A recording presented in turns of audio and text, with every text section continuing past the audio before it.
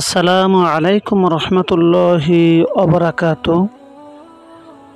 সবচেয়ে শক্তিশালী কোন জিনিসটি? হযরত আনাস ইবনে মালিক রাদিয়াল্লাহু হতে বর্ণিত, নবী করিম সাল্লাল্লাহু আলাইহি ওয়াসাল্লাম বলেছেন, আল্লাহ তাআলা যখন পৃথিবী সৃষ্টি করেন তখন পৃথিবী প্রবলভাবে দুলতে শুরু করে। তিনি পাহাড় পর্বত সৃষ্টি করে তা পৃথিবীর উপর স্থাপন করেন, ফলে পৃথিবী স্থির হয়ে যায়। পাহাড় পর্বতের মজবুতি দেখে ফেরেশতাগণ বিস্মিত হয়ে বলেন, হে প্রভু, হে মহান আল্লাহ, আপনার সৃষ্টির মধ্যে পাহাড়ের চাইতে শক্ত আর কিছু আছে কি? তখন মহান আল্লাহ তাআলা বলেন, এর চেয়ে শক্তিশালী হচ্ছে লোহা, অর্থাৎ পাথরের চেয়ে শক্ত হচ্ছে লোহা। লোহা দ্বারা পাথর কেটে ফেলা যায়। ফেরেশতাগণ বললেন, ইয়া আল্লাহ, আপনার সৃষ্টির মধ্যে লোহার চাইতে মজবুতি ও কঠিন আর কিছু আছে কি? তখন মহান আল্লাহ তাআলা বললেন, লোহার চেয়ে শক্তিশালী হচ্ছে আগুন। আগুন লোহাকে গলিয়ে ফেলতে পারে।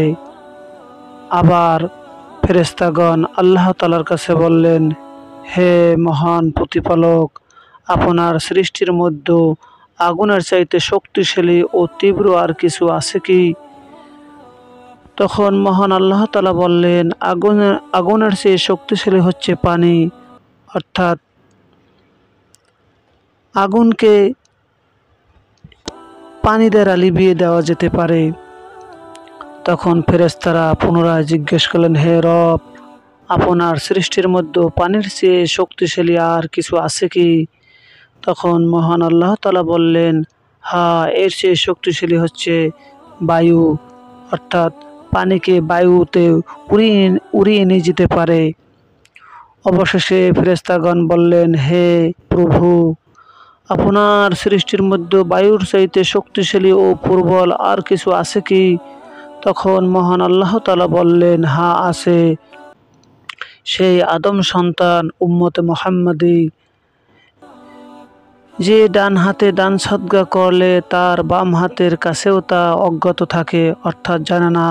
অর্থাৎ মুমিন ব্যক্তি, সত্যবাদী, নেককার নারী পুরুষ যারা আল্লাহর ইবাদত বন্দেগী করে তারা হচ্ছে সবচেয়ে শক্তিশালী ব্যক্তি। উক্ত হাদিসটি তিরমিজি শরীফের মধ্যে উল্লেখ রয়েছে। মহান আল্লাহ তাআলা আমাদের প্রত্যেক মানুষকে হেফাজত করুন, মা বোনদেরকে বেশি বেশি ইবাদত করার তৌফিক দান করুন। পুরুষগণ তারা যেন মহান আল্লাহ রসুলের পথে চলে, আল্লাহ তাআলা হেফাজত করুন, আমিন। আসসালামু আলাইকুম রহমতুল্লাহি ওয়া বারাকাতুহু।